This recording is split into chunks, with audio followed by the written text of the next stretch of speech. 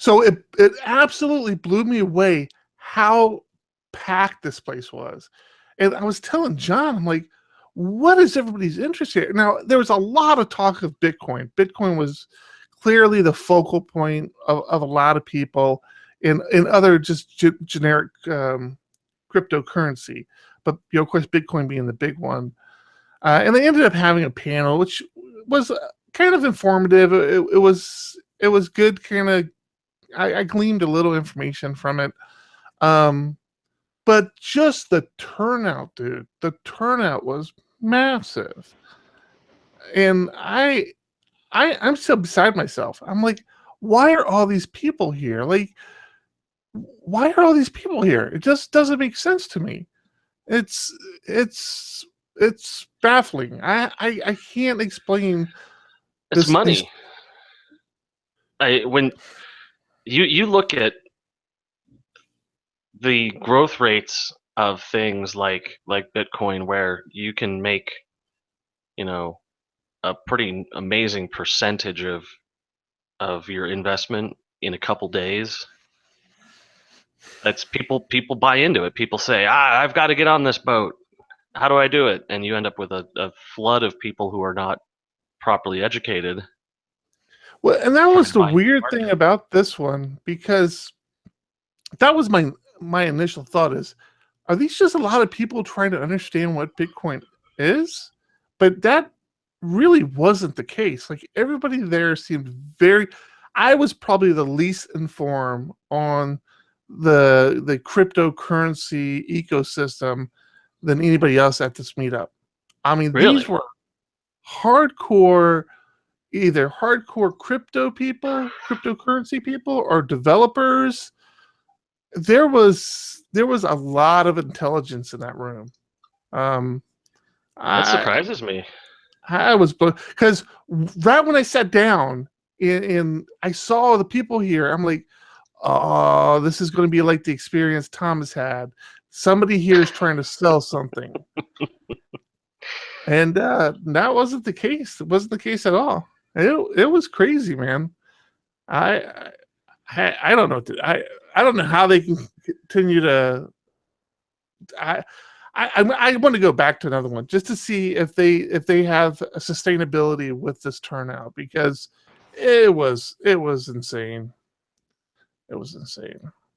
Where did they have a place to meet with so many people? I'm almost positive we were violating some fire code. I mean, You it, probably it shouldn't have was been smoking. oh, it was nuts to butt, man. I swear to God, we were packed in there like sardines. It was tight. Let me just tell you. Not a whole lot of wiggle room for anybody. I Yeah, mean, because I asked you guys if you were going to make it home early to record the podcast, and your response was, "We can't get out of here." I can't. I wasn't kidding. I could not get. I was not getting out of there. And there was standing room only, and there was very little of that left. Huh. So the place itself wasn't, but the place itself wasn't very big either. I mean, it was. Um, I don't know. I'm not good with measurements. It was small, but yeah. Man, I don't know what to make of it. I was telling John, there has got to be a way to make money here. I mean, there's got to be. I understand how everybody thinks they're making money. There were miners there, like there was a certain segment of miners there.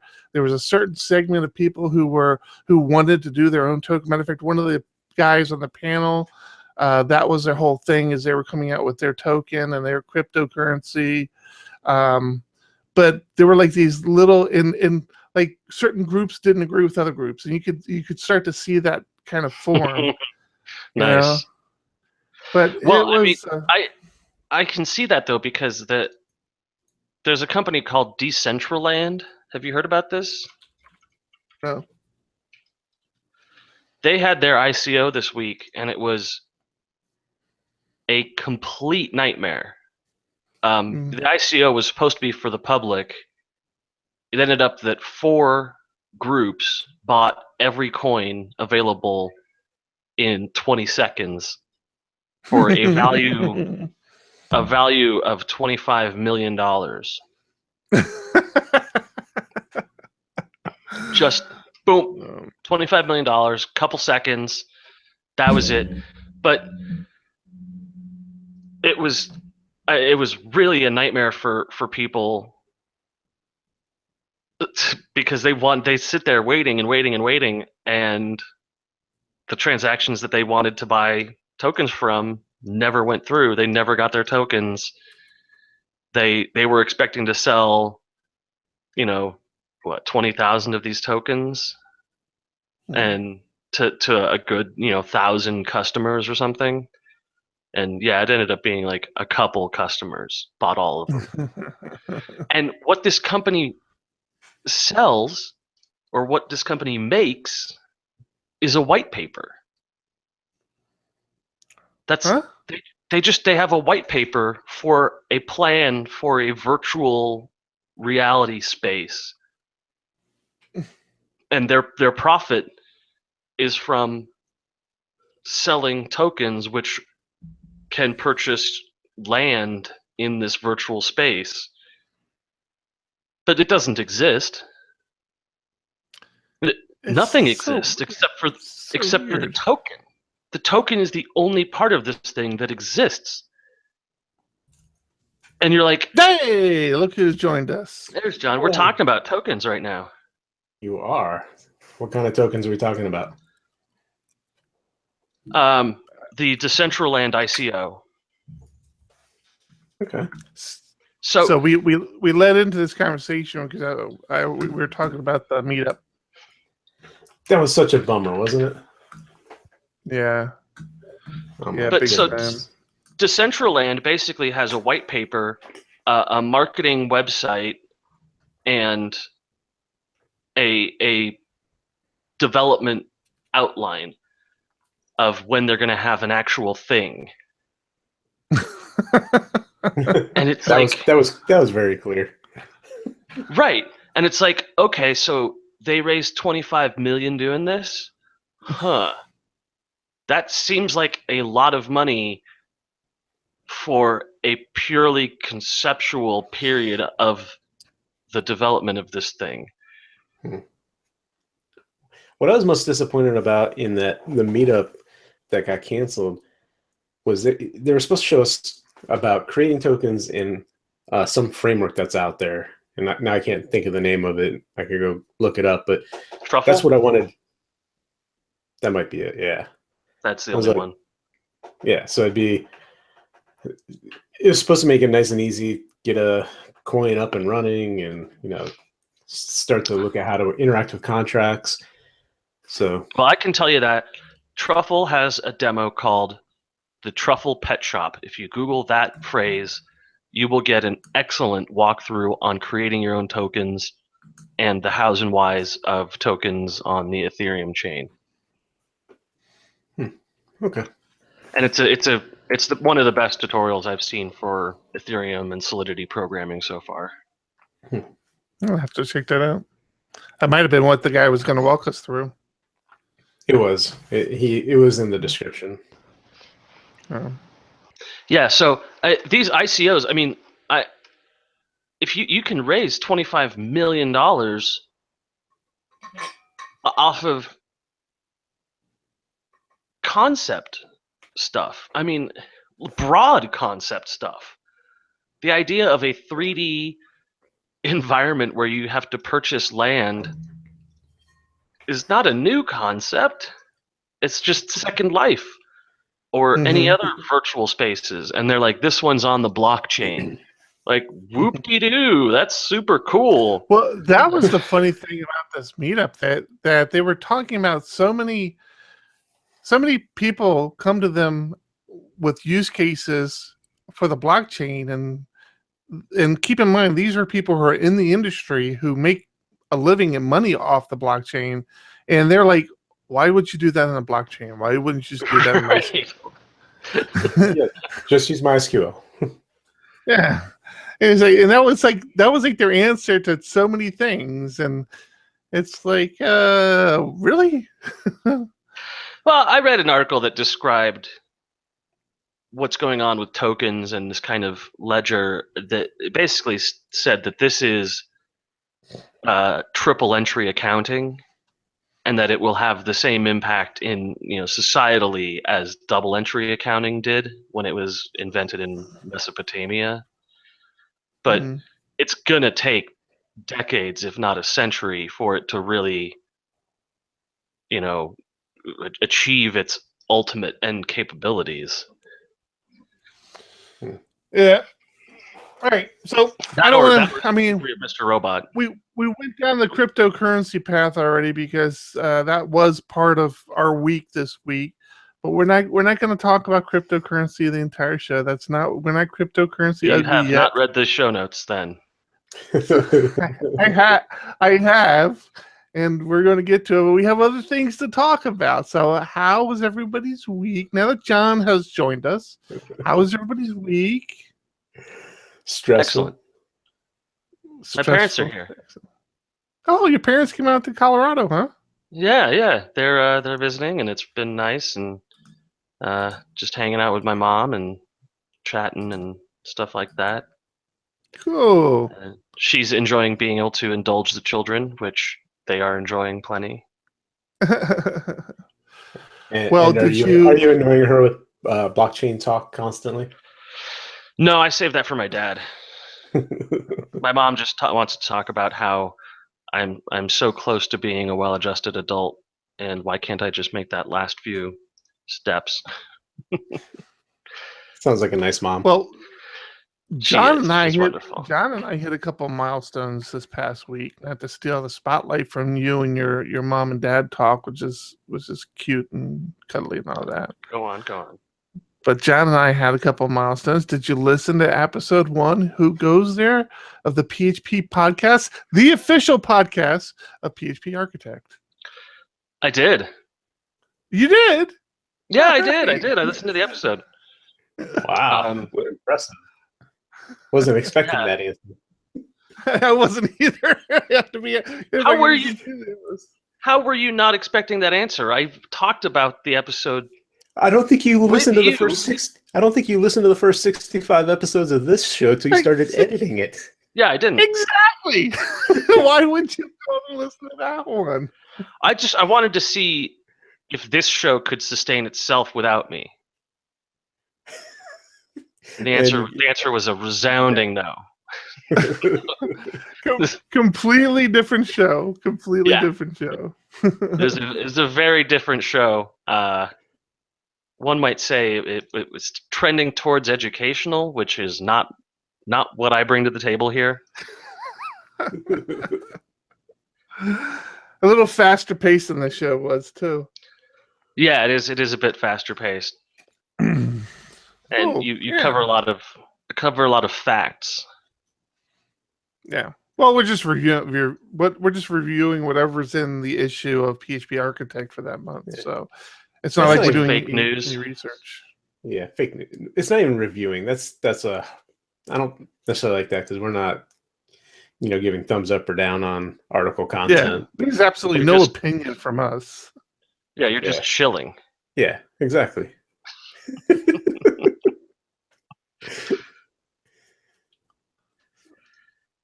You said there were a couple things. What else? You said there were a couple milestones. What's your second milestone here? Oh, just the wave stuff finally has some momentum. Yeah, that's interesting, man, and stressful. Oh my goodness, it's stressful. But yeah, John and I just getting the wheels going. I mean, contracts have been signed, and it's really happening now. It's so weird. It's weird. I did a little work last night on the site. Nothing live yet for anyone to look at, but trying to get something put together. I just realized I am not an HTML, CSS type of person. Not at all. I can tweak existing stuff a little bit, but man, trying to put something together this is not my forte. Yeah, it's definitely we're talking about this. Definitely a good 50% of the work in the design build process is design. Yeah. That's where I fall flat on my face. after the show last week, even before you finished editing the show, I tweeted out that we had made the announcement of Wave PHP, and man, we got so much feedback, and pretty much all of it's positive. There were a couple weirdly hurtful feedback. there were a couple of people like very concerned about finding sponsors, and those tweets came from experienced conference organizers. So, good. Or the fact that there's yet another PHP conference. I didn't interpret any of them like that. Just that, yes, there was a resurgence of community conferences where it seemed like a lot had kind of shut down over the last couple of years, and then all of a sudden this year a bunch of new ones are firing up, and I think that's natural. And I still think, with the exception of Longhorn, which is Texas, there's still nobody out here in the Southwest. So I'm perfectly comfortable with. It's not like we're stepping on anybody's toes right now, and I'm fine with that. I still think there's a need. I think one of the more encouraging ones, I saw one of the more encouraging tweets was from the organizer over at Arizona PHP, who just basically said, hey, I was thinking about doing something small here, but maybe I'll just charter a bus now. And like, that would be fantastic. Charter a bus and fill it up. Not invited.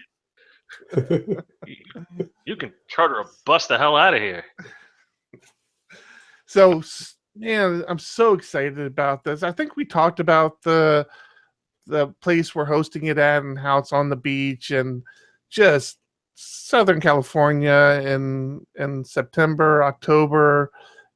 You just can't beat it. And you really can't. So should be a good time. September 19th through the 21st. So 2018.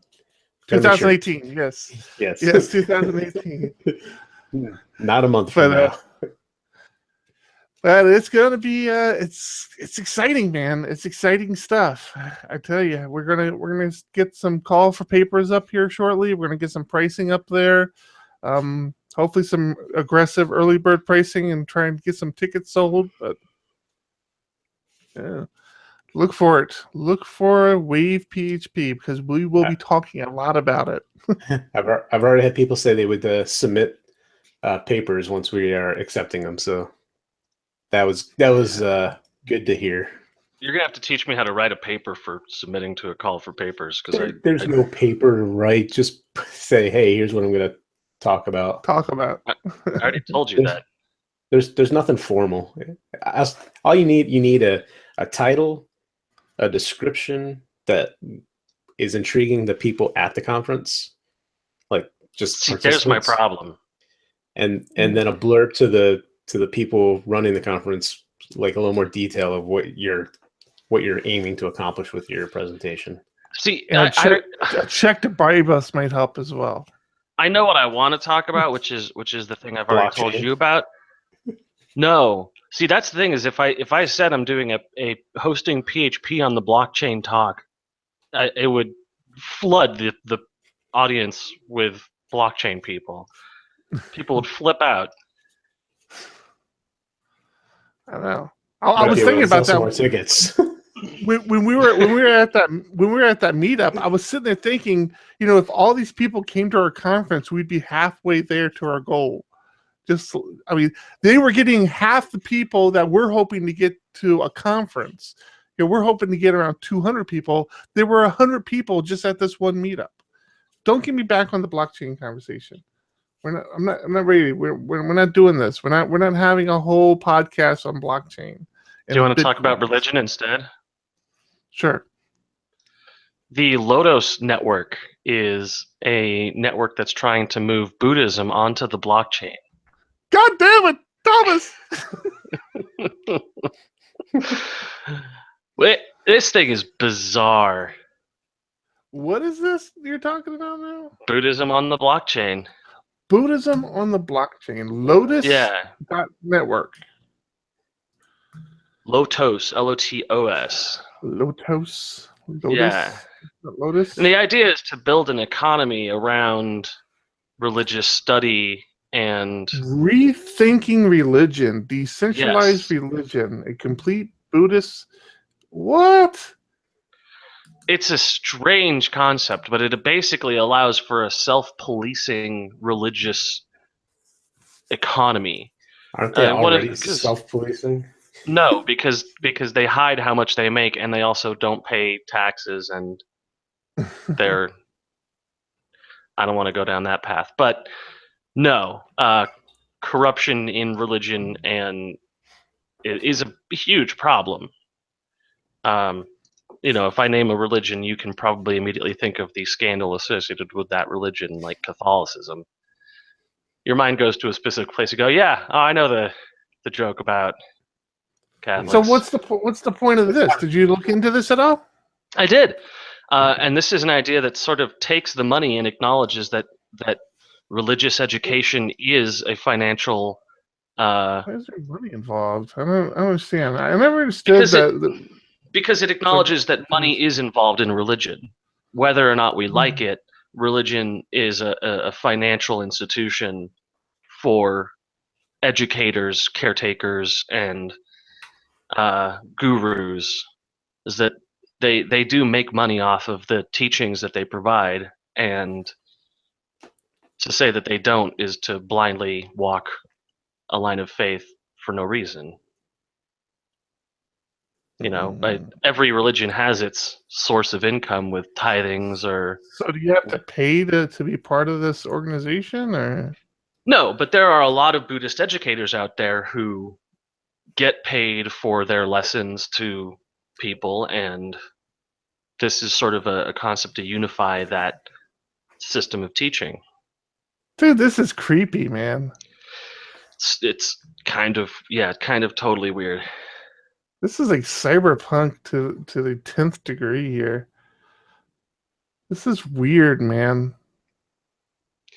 Well, these Buddhist temples can be in the real life Buddhist temples can be extremely intimidating for Mm.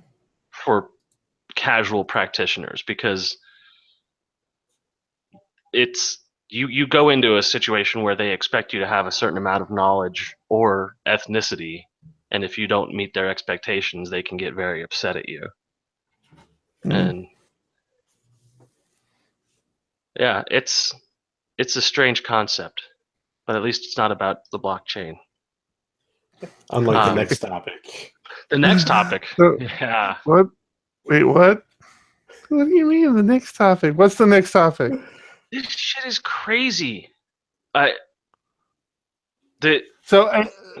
ahead. Say what it is, because I got something I want to say about it. This is a tweet that says the SegWit 2x hard fork scheduled for November is an attempted hostile corporate takeover of the Bitcoin protocol. Fight it and educate people.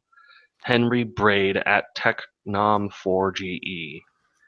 So this SegWit thing, I would have had no idea what you were talking about with this card had I not gone to this meetup on Thursday. And this was actually a part of the conversation. And when they're talking about it, the whole time in my head, I'm like, oh, it's eCoin. It's eCoin. Yep. From Mr. Robot. That's exactly what it is.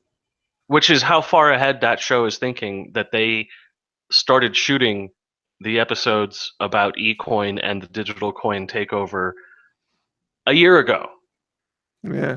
So this is my understanding from what I got from the guys at the meetup was this is basically corporate America trying to get their hands around this cryptocurrency and saying, okay, we're going to create the cryptocurrency that's a real cryptocurrency now, and everything else is not. We're going to lend our legitimacy to your currently obviously illegitimate operation. Right. Thoughts, opinions? And this is the last blockchain cryptocurrency conversation we're having. Well, it's interesting because the Bitcoin Cash fork has taken some bizarre turns. So part of the Bitcoin Cash fork was knowing that they were going to lose a lot of hashing power after the fork. So they put in a patch to allow for a dynamic adjustment of the difficulty so that they could generate coins at the same rate as Bitcoin, but with a lower hashing power.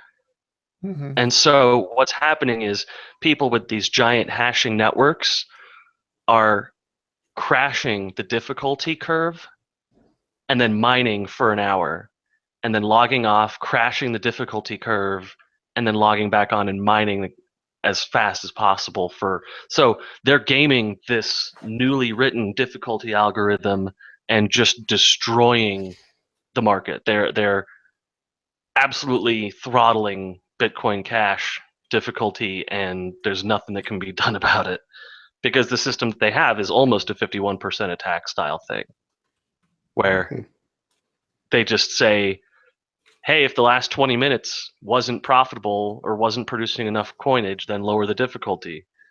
So these guys go offline, make the last 20 minutes suck, and then come back online and they're hashing at a much easier difficulty. Mhm. So there's a Fascinating. lot of market thrashing in Bitcoin Cash right now because their difficulty is variable. It's not a coin I would invest in the slightest bit.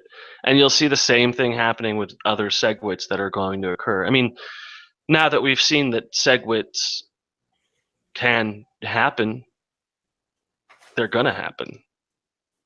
And some of them are going to be hostile and some of them are going to be for the greater good of man. And I think, honestly, Bitcoin Cash might be on the right side of history for this one because they said rules don't change.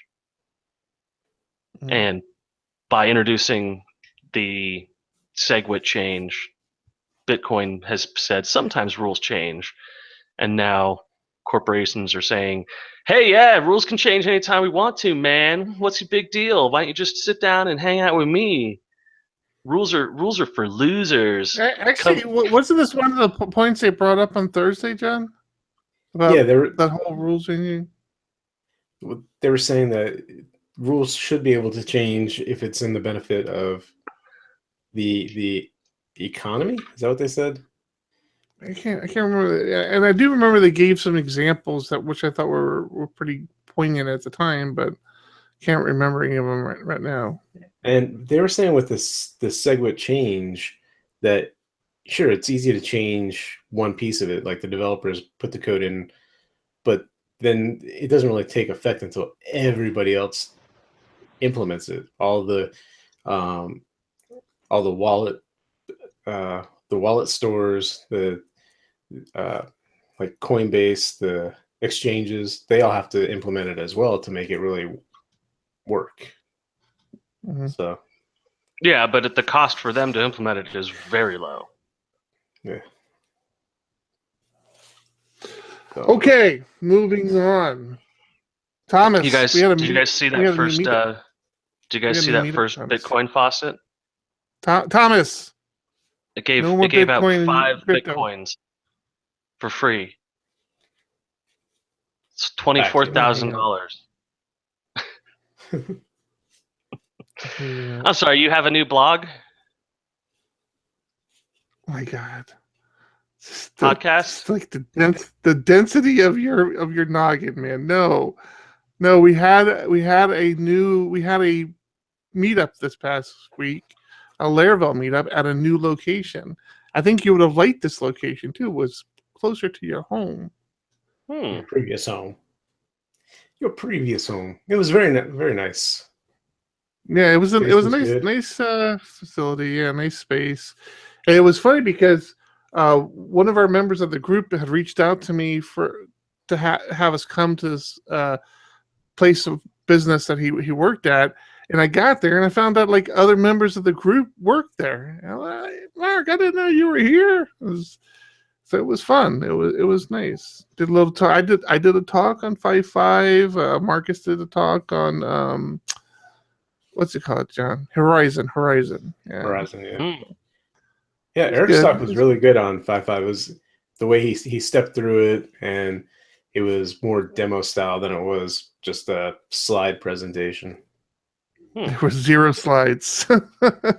Zero. So it was fun. Yes. We could shout things out like, "Hey, now try changing this and try that." And so it was more. Yeah, your let's see what pants the on. results are. Yeah. Stop That's waving what that I thing like. around. My hands are look. I got stain. I got stain all over myself. My office is demolished right now. You guys can't see it because I got everything pushed to the side. But I'm like, Except for oh, the here, like, stable back here. Yeah. yeah. Seems This is dusty too. this is my new desk. I've been building a new desk. I did the whole uh, um, cast iron desk thing. So I went and got a bunch of cast iron and built a desk, and it's way bigger than it should be. You say cast iron desk thing like that's a current trend in the community that I should be aware of. Everywhere I turn, I thought I had a brilliant idea. Like, I thought about this about a year or so, about a year and a half ago, right after I built my office. I like building desks. I'm not good at it, keep in mind, but I enjoy building desks. I don't know why. I just like doing it. And right after I finished building my desk in my new office, I was immediately not happy with it. And one of the things I Builder's wasn't happy remorse. about was that it wasn't freestanding. I couldn't move it around, and I knew that was going to be a problem eventually. So I thought I had a brilliant idea. I'm like, you know what I'm going to do? I see this cast iron, like these pipes and stuff. I'm just going to take some pipes and build a desk with these pipes. And I thought it would be a lot cheaper than it was. It wasn't really that cheap, to be completely honest with you.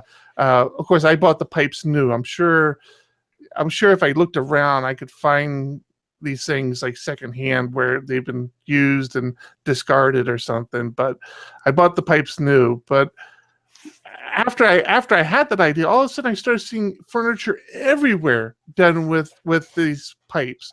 It's like bookshelves, and I mean, John and I went to a coffee shop right here in town where everything was done like that. I'm like, son of a bitch, everybody's doing this. So I finally broke down and did it this weekend. Yeah, it's you can thank Pinterest for that one. Yeah, probably. So I'm sort of happy with how it turned out. Like I said, I had to put some unions in that I hadn't anticipated. So the complete length of my desk increased by about 3 or 4 inches, which doesn't sound like a lot, but when you're doing measurements in a small confined space, 3 or 4 inches turns out to be a lot of space. So it's Hey, a honey, little 3 bigger. or 4 inches is quite big if you ask me.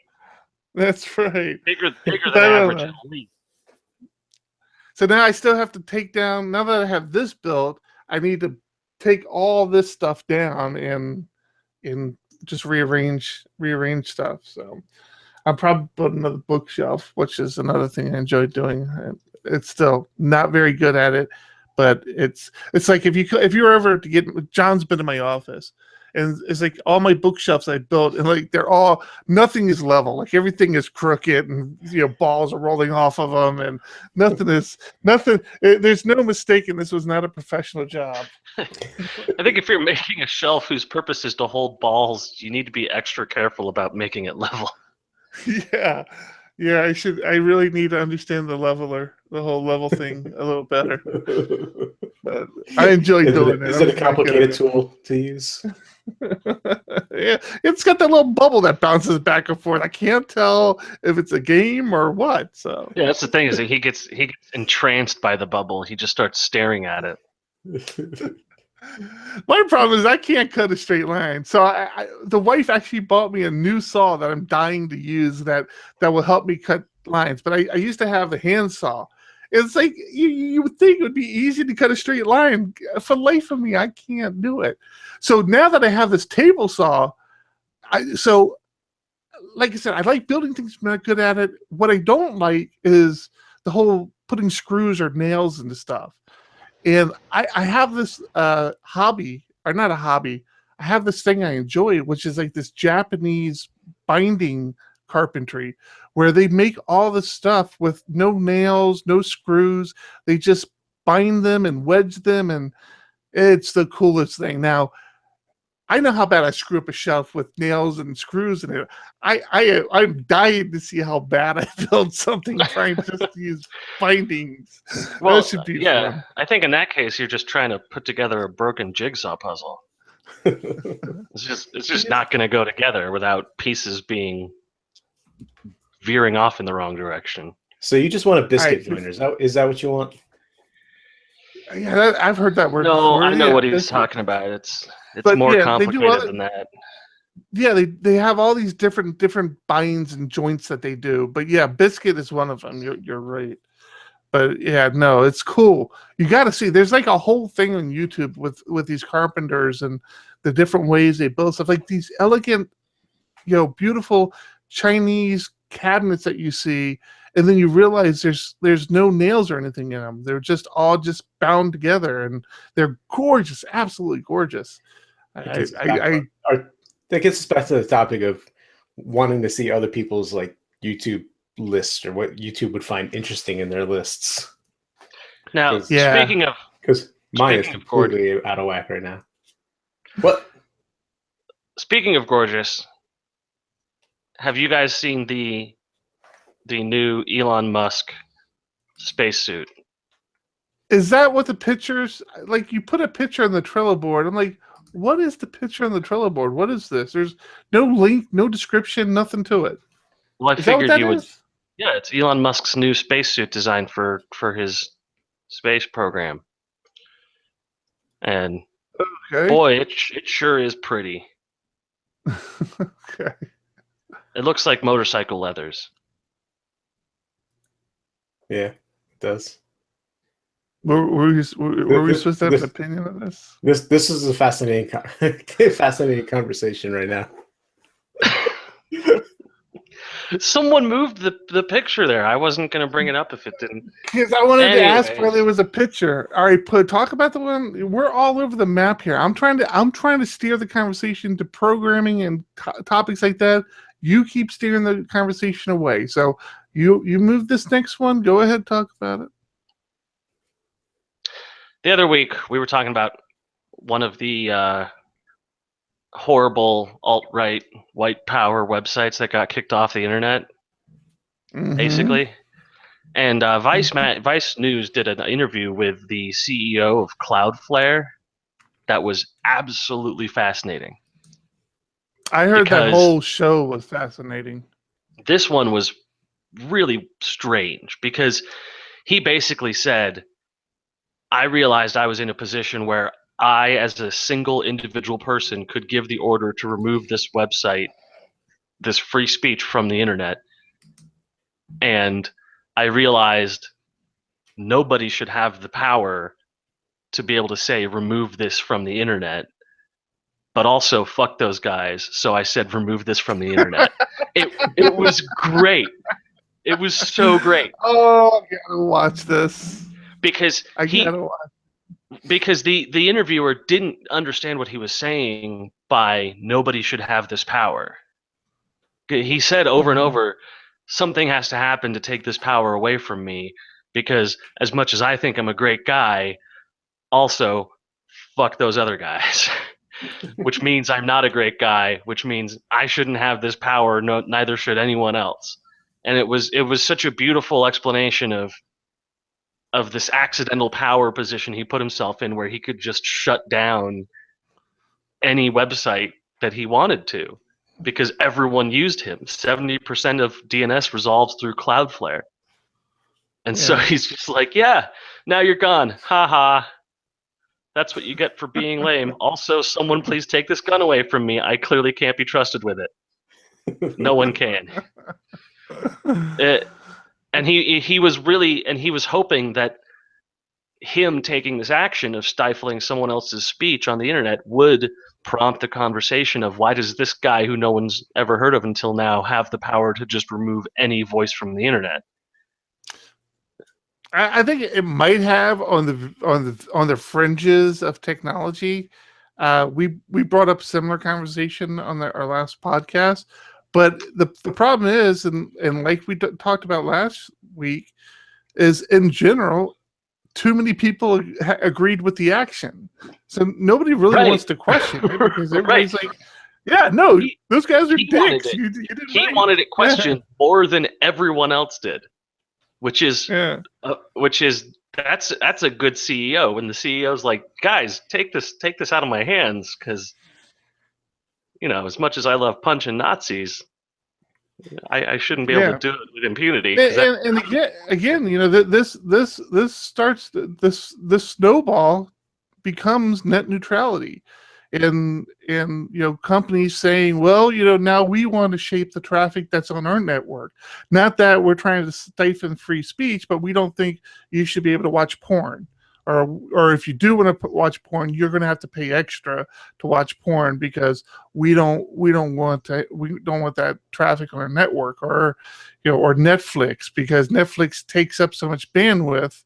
If you want to watch Netflix on our network, you got, and we keep talking about these. There are these precedents that are being set that we think are being set good because neo-Nazis got kicked off the internet, but the precedence that's really being set is not that good. And somebody has to sit down and have an ugly conversation about it, and where we are with it and how we want to control it, because it's not a pleasant conversation. You don't want child pornography on the internet. You don't want that. But how do you enable somebody the authority to stifle that stuff without them overreaching that authority and claiming, like Homeland Security? Oh, well, now, we don't need to worry about the Constitution because we're Homeland Security. We've been deemed above that. Do you want to be safe or you want to be free? Move along. Exactly. So it's such a tough conversation, and unfortunately, there's very few people, I think, in the world who understands it and understands all the angles and all the impact. And the problem is the corporations and the people with money have the resources to start throwing at the politicians and say, see, this is why we need to be able to control the traffic on our networks. This sort of stuff. We don't want Nazi. If we had net neutrality, or if we had control over our network, these Nazis would have never existed. And you have politicians saying, oh, yeah, that does make sense. It wasn't about Netflix. It wasn't about porn. It's about keeping Nazis off. Yeah. It's like, look at this hand. Look at this hand. Look at this hand. And meantime, the other hand's picking everybody else's pocket, grabbing you by the pussy. It's tough. All right. So speaking of free speech, we have another person who wants to stifle somebody's free speech. The former CIA agent, which I'm like, a former CIA agent. How is her picture on any website anywhere? But I guess she got out by Bush or something, because she's Valerie Plame. Yeah. because she was involved in one of the greatest scandals of her time. Well, she has a Kickstarter now. She's trying to raise enough money to buy Twitter so that she can shut down Donald Trump's account. That is stupid. It's like trying to raise enough money to buy money. It's all pretty bogus because if you look at the Kickstarter, I'm curious where she's at now, but her goal on Kickstarter is $1 billion. $2 billion. I thought it was $2 billion. According to this Yahoo article, it's $1 billion. $1 billion. Oh, okay. And the fact of the matter is that wouldn't buy Twitter. Like Twitter's worth like 17 billion or something. That would buy a share.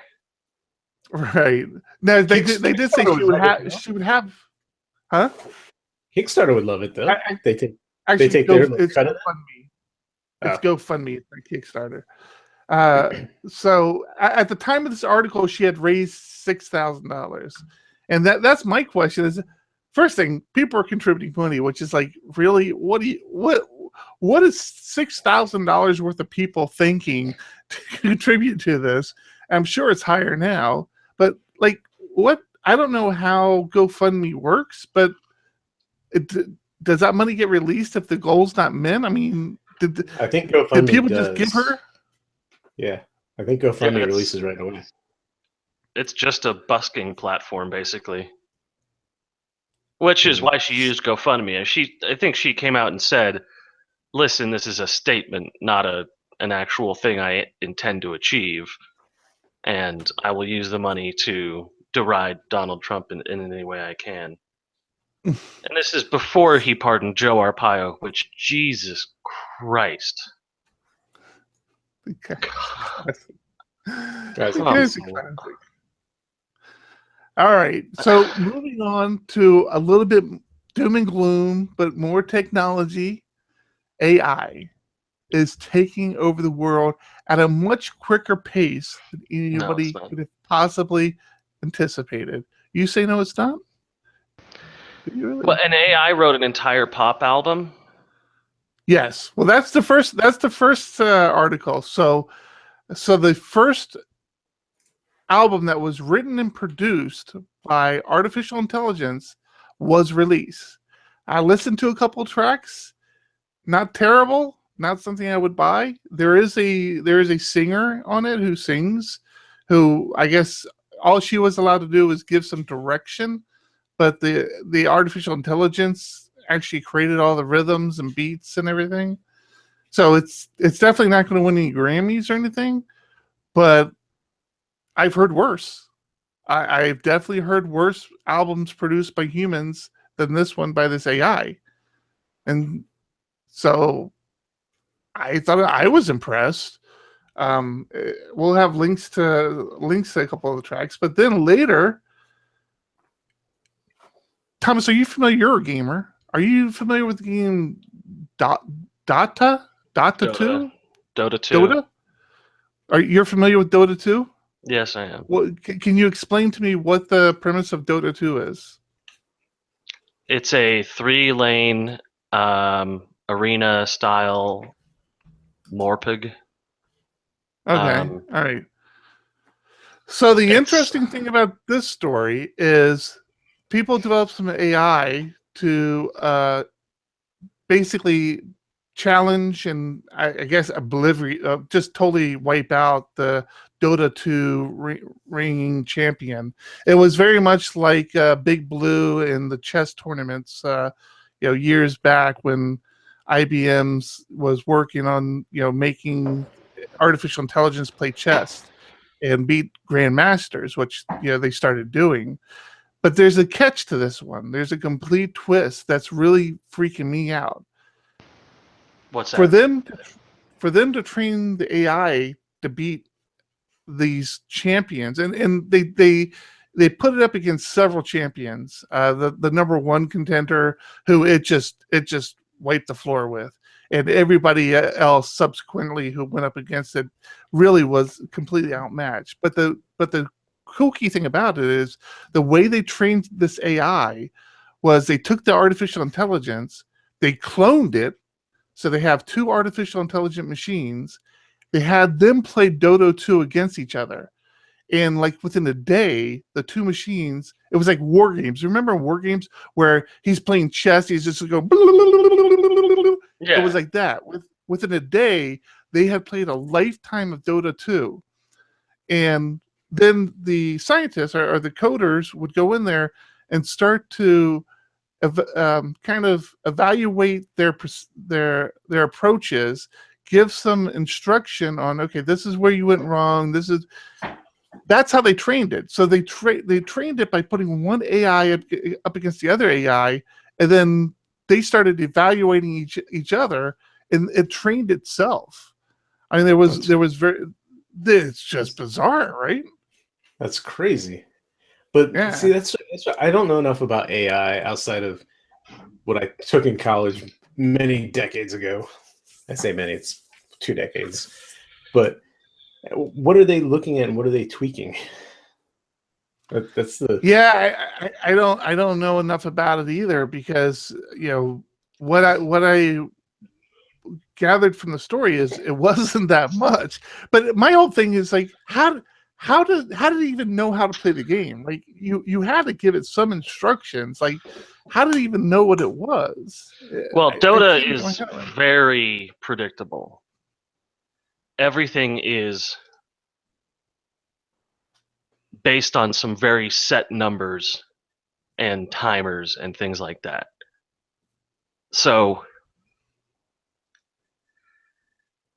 it's hard to explain, but this doesn't really impress me a whole lot. First off, it's a one-on-one game, which is not how Dota is played professionally. Right. And they acknowledge that, and they say that the next step will be to put a team up against a team of AIs. Yeah, good fucking luck, because that will fail miserably.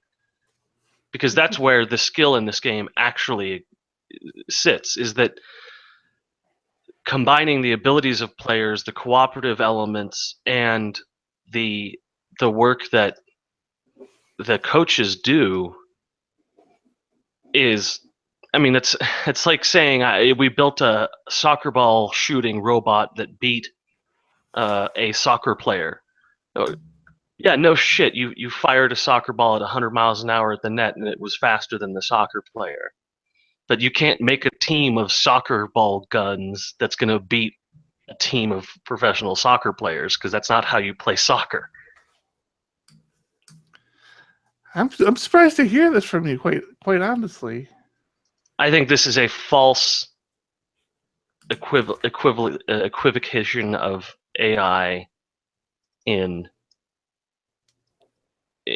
progress. Video game AI has always been better. So the whole point is it's learning, so it should be gathering information as it plays one-on-one games to use that information later in these team games, right? Right. yeah. So I But mean, these- And just to be clear, when Skynet does launch and it goes back and watches all these YouTube videos to understand who was there for them, who was against them, Thomas is the one you guys want to kill. Okay, John and I we're impressed. Tom, he's not so impressed. Kill him. Okay, move on. See, this is because I didn't like his intro story. oh, I missed the intro Yeah. story. I say I that like the intro story. I say Big Bang isn't funny, and he tells the robots of the world to gang up and kill me. We don't even All right, need so our to next- people have already listened to it. Our next story might sound familiar, but it's kind of a retread of an old problem, apparently. I guess Node.js is being forked again. So it had been forked. It was about last year, right? It was forked, and then everybody made up, and there were hugs and kisses, and they all merged back together, and now they're forking again. Kind of the same problem. People aren't happy with the progress of PRs that are being merged into Node, and they're saying the leadership isn't there, and it kind of what I remember being the same stories from the first split. Do we care about this? Do we think it's going to have an impact? No, Node is stupid. How can you use Node? Everybody uses Node now. I mean, how can I you don't- say it's stupid? Even if you don't develop in Node, I you will have tell Node you. packages. You have never done Node install ever. I'll tell you exactly how I can NPM. shit on Node right now. I have currently in my console last few GCs, MS Mark Sweep 1401.2, allocation failure GC and old space requested, last resort, security context, once duplex fatal error, call and retry last allocation failed, JavaScript heap out of memory. That's currently on my screen. Okay. So you Because have done Node npm install. Because Node is garbage, and that's just me trying to get Gulp to run. So thank you, Node community, for opening up your new support request forum on somebody else's fork. I'm sure it will get a lot of use. Hostile towards Node. My gosh. Well, yeah, because everyone says Node is the greatest thing since sliced JavaScript, and it's not.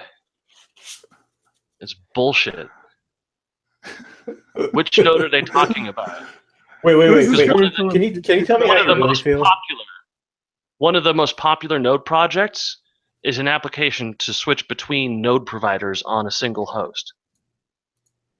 So suck on that. If you think Node is good, then that should not be your most popular project, is how to get different versions of Node all running together.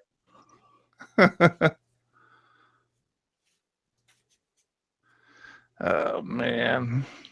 Do you know that the police 3D printed somebody's fingerprint to unlock their iPhone? No, seriously. Yeah, police in Michigan couldn't get the warrant to force the guy to unlock his phone because that's disclosure of information that he doesn't want to disclose. But they fingerprinted him for booking, so they just 3D printed his fingerprint and unlocked his phone. Yeah, that's Hey what guys, everyone... I'll be right back. You guys go ahead and carry on. I might be a few minutes. All right. Yeah, that's what people don't seem to understand is the reason after you restart your phone that you have to enter your passcode. Well, not the reason, but a reason is you can't be forced to give up the PIN to get in, but they can require you to use your fingerprint.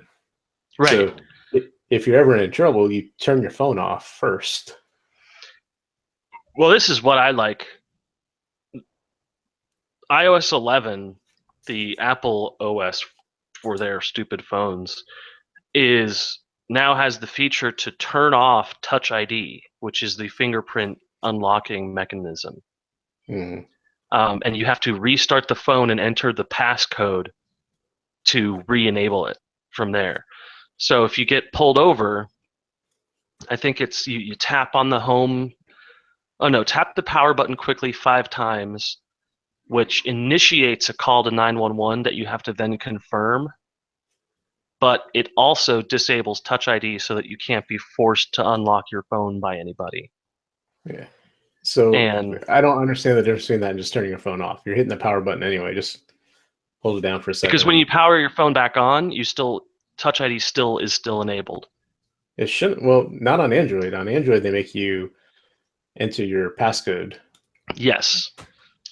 We can objectively say that Android is ahead of iOS in this market. I made the assumption that iOS was the same way. No, with iOS, to disable Touch ID, you actually had to go through a whole menu that required a reboot of your phone after you had disabled it, and now it's a whole different scenario. Wow. Have you seen the IRC channel? No. Yeah, I know you haven't. There's like 4 people in it now. I get so turned off with chat in general. I don't pay attention to like our company's Slack channel most of the time unless you say my name or acknowledge me somehow. It's like it takes up so much time, and within the SDPHP IRC channel, it often devolved into gaming, which I have absolutely no interest in. I mean, I have interest, but I don't play games, so everyone would get on these long tirades, and I can't keep up with it. And then there was very little. So I remember when I was kicked out of the Diego Dev general chat, and you guys said, "Don't worry about it. The IRC channel is still there." But guess what's not still there? Hey! Don't say you guys. So use guys. I was gonna say when I saw you post the card, why is the SDPHP IRC channel dead now? I'm like, because we hired them all and they're all working for us now. Yeah, so, I know. And so now none of them know how to get a hold of me and show me all the love that I really deserve. So I'm spoiled. Changing subjects. Also, because you can have bread. Yeah, no, I can't have bread. I miss bread. Well, you're using the word spoiled wrong then. The last couple times we've bought cars, I've bought them through an online service. I don't know if we should promote it or not, but it's a very popular online service that, you buy cars and you get the maximum benefit from. But Bang Bus. I've always had a really good experience with it. Is that not the one you were thinking of? No. Today, we bought a car for my daughter, and did the same thing I had been doing. I went to this service. I went online, narrowed down the car, had all the requirements and everything. Went and made an appointment to go look at it. And as we're going to it, the wife is checking out the cars. She goes, "Hey, there's one right at the dealership, right down the street from this other place that has the same car basically for less money." Had my daughter with me at the time, and I'm like, "Okay, well, let's go check out this one because we have an appointment made up. Then we'll go check out the dealership one." We go, walk in there. There's a person there to greet us. "Hey, how you doing? Here's your car." We look at the cars. Like, "Yep, this is what we're thinking about. We're going to go look at this other one at the other dealership." Like, okay, get to the other dealership. Dude, I have completely forgotten, and now I remember how much I despise working with car dealerships.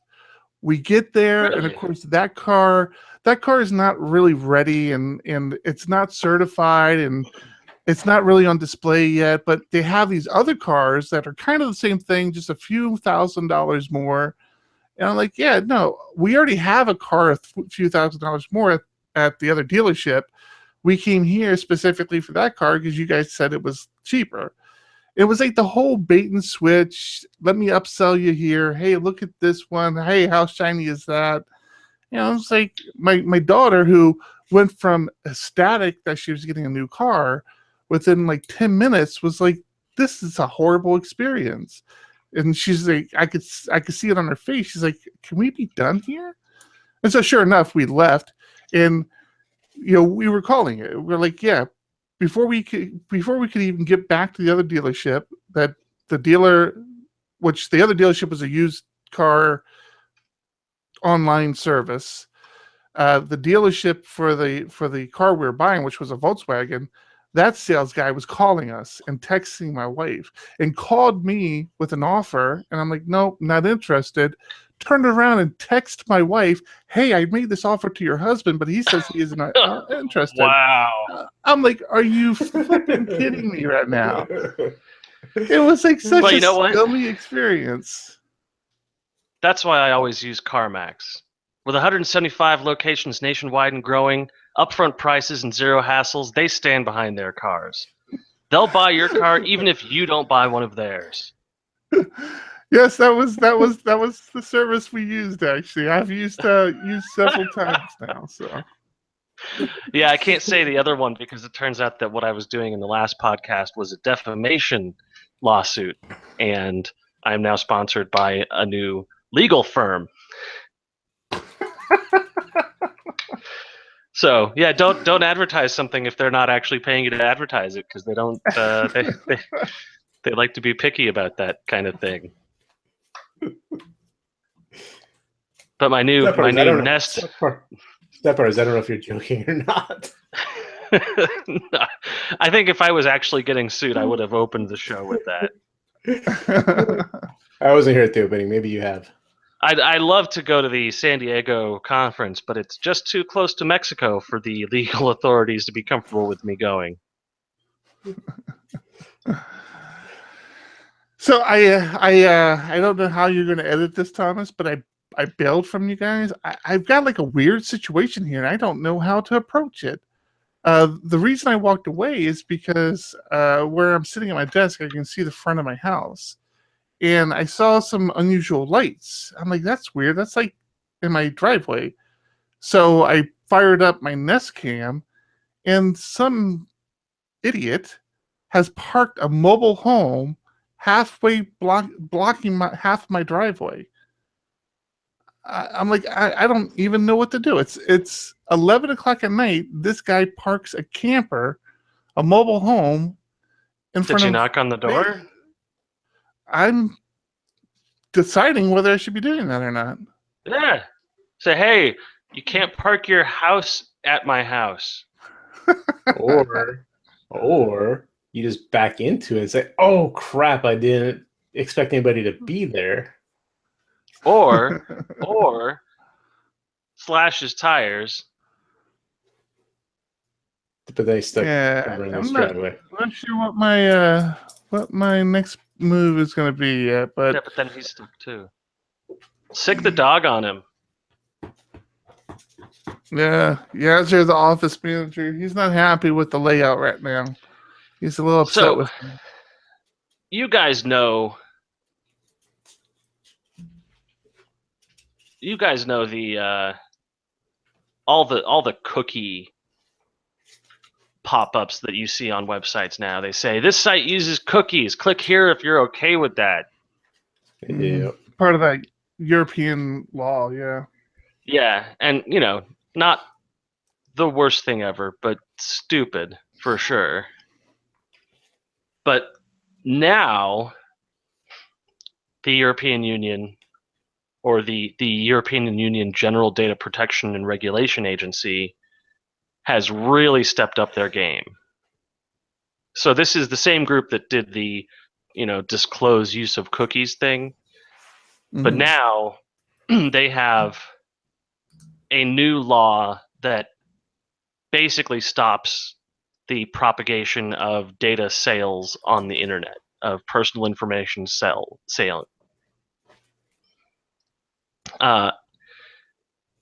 It is super cool, but it's going to mean a lot of work for us web folks. So one of the big steps is that third-party data brokers will have to have written consent to broker the data that they've gathered from customers. Every time it changes hands, in order to sell that data, they have to get written consent to sell it. And this is an agency that has no problem cracking down on people who are violating their rules. Mm. So this might actually be a huge benefit to consumer protections on the internet, because we're looking at fines of up to 4% of the annual worldwide turnover of the preceding financial year in case of an enterprise. So billions of dollars in fines are possible under violations of this law. It is cool as hell. But this also includes stuff that's going to be a real pain in the ass for us, including a right to erasure. So there was a right to be forgotten rule in place in the EU, where you could say, hey, yeah, remove me from your site, unsubscribe. Well, now that's been updated to the right to erasure, which means don't have backups of my data either. Anywhere where you had my data, remove it now. And that is a very tall order for some companies. Mm-hmm. I know you guys have done backups. You usually don't dig through the tapes unless something has gone wrong. Yeah. Now And you're it's gonna have and that's a lot of work, because a you have lot the of work. integrity of the backup. That's tough. That seems like an impossible order to fill.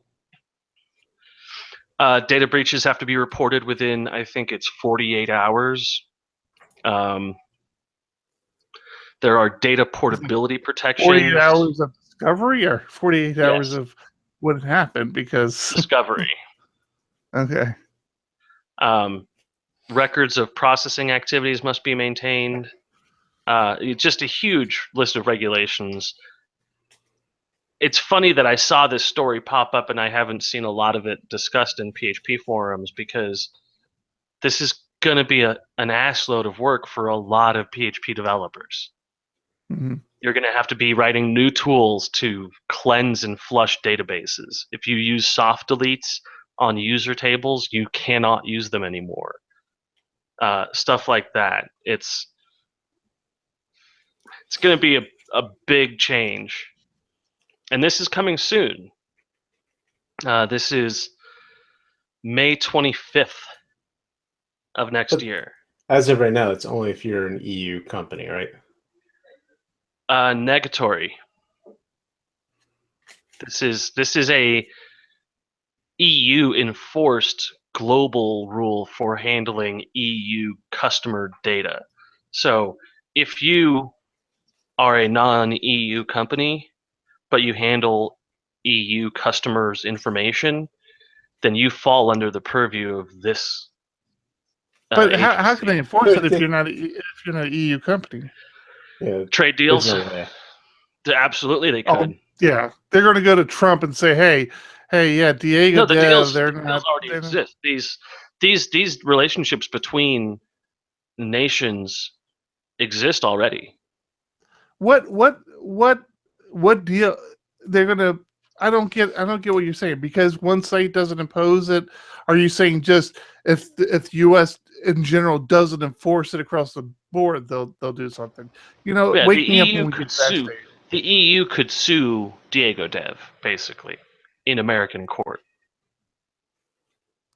But I don't understand. I don't understand how they could, under what they've made up rules for their country, but we're not in their country. That's right. You've run away, you little scared pussy. Where you at? What? Oh, now you come back. Sure. I just hit the wrong button. Calm sure down. Or was it the wrong button? Sure hope he edits that out. You know what? I'm not an expert in international trade law, so I can't really fight you on this one. But it does say that this is going to be fiercely fought over and implemented. So okay, get ready for a lot of extra work. Do we think the U.S. should be doing something similar? Absolutely. To protect us? Instead of what they're doing now, which is the opposite. Nothing. Yeah. Trying to actively sell our data. Yeah, no, I think the U.S. has their head up their ass when it comes to the right to information and right to privacy. Mm. Most countries have a right to privacy law in their constitutions. Did you know that? We just don't. Yeah, we just don't have a right to privacy statement anywhere within our Constitution, Bill of Rights, or Declaration of Independence. Privacy just never comes into the picture.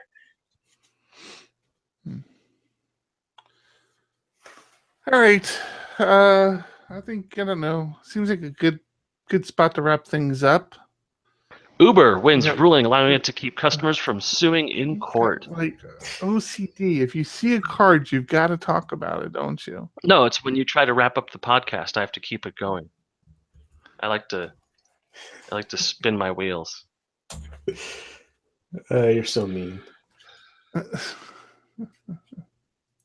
I only bring this up because we've been talking about Uber a lot, and we were talking about the case 2 weeks ago where people were required to perform community service because they didn't read the end user license agreements. Mm-hmm. And as dumb and unenforceable as that sounds, on the other side of the coin is Uber saying you cannot sue them because you took a ride in one of their cars. There's no, you accepted the terms of service, so you can't sue us. Also, fuck you, Uber. Because how do we get to a point in this country where you can sign away a fundamental right like that as part of a 400-page contract for a taxi ride home? That seems oddly unacceptable to me, and they won the case where someone didn't read the 400 pages and clicked on the button that said okay, and now they can't sue a company for getting sexually assaulted in a car. To me, that's a little bizarre. Yeah, there's got to be some sort of leeway in that stuff. But I guess they did make a law that clicking I agree makes it a binding contract. Right, which I'm going to start putting I agree buttons on everything I write. and I'm gonna be By signing up for our filthy service, rich. by signing up for our service, you owe us $1 million. Well, I could just sneak it in. I have source code access. I could sneak in. By the way, this is Tom Rideout. Tom gets $1 million from you every time you sign into our website. Right? Just a big. And then I would just use the company's own money against them when they tried to sue me and fire me. Say, listen, I know for a fact that your CEO logged into the website he owns, and according to that website, he bindingly cannot sue me or fire me now. It would appear the CEO did not read his own terms of service because I am invulnerable. You've literally made me a god. But And that's they the say, question. no, How you didn't read your terms of service when we hired you. how enforceable can these terms of service be? If you can John's take away the evil. right to sue a company, John's evil. John's an evil guy. if I went into my company's terms of service and changed it to say, by accepting these terms of service, you agree to a raise of 500% for Thomas Rideout, is that enforceable? Or could they say, no, you surreptitiously put that into the end user license? And I could say, well, you put the no lawsuit thing in there surreptitiously. You expected no one to read it. Exactly. So how is my case any different? Because if you're operating under the assumption that the person is supposed to read the end user license agreement every single time they log in or perform some action on your service, then I can get away with literally anything. If I get one customer to sign into my website, I can have the rest of their income for the rest of their lives because they signed a contract now. And that's all for doom and gloom. I agree with you. Frustrating as hell. Yeah, contracts shouldn't be that Don't easy. encourage him. Don't encourage There him, was a John. time when you had to have a notary to do a lot of things. And for some reason, now it's just a point and click behavior. Like, that's as good as getting something notarized. Like, I got a notary for my marriage certificate, but not for my 5-year cell phone plan. That seems like that's something that should have a notary too. You put that right up at the same level as marriage to another human being. Huh? Your commitment to your cell phone is just as strong as the commitment to the other human being that you. I wouldn't have had to get those stupid cell phones if I didn't have 3 kids now. That they're related in a way. It's tangentially related. Oh my goodness. Why do I hang out with you guys? I'm waiting for question. Tom. Why am I Pretty- on this we're show? pretty cool. because every time I try to call the show, he continues, and I need to go talk to these bozos out in front of my house and figure out what Eric, I'm going to do with you guys. What episode number is this? This is episode 73, Thomas. I'm Tom Rideout. I'm John. I'm Eric Duncan. Van Johnson. Keep Keep it it ugly. ugly. Keep it ugly.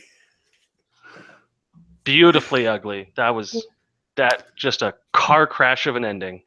That was horrible. That very well may have been the worst ending. I'll fix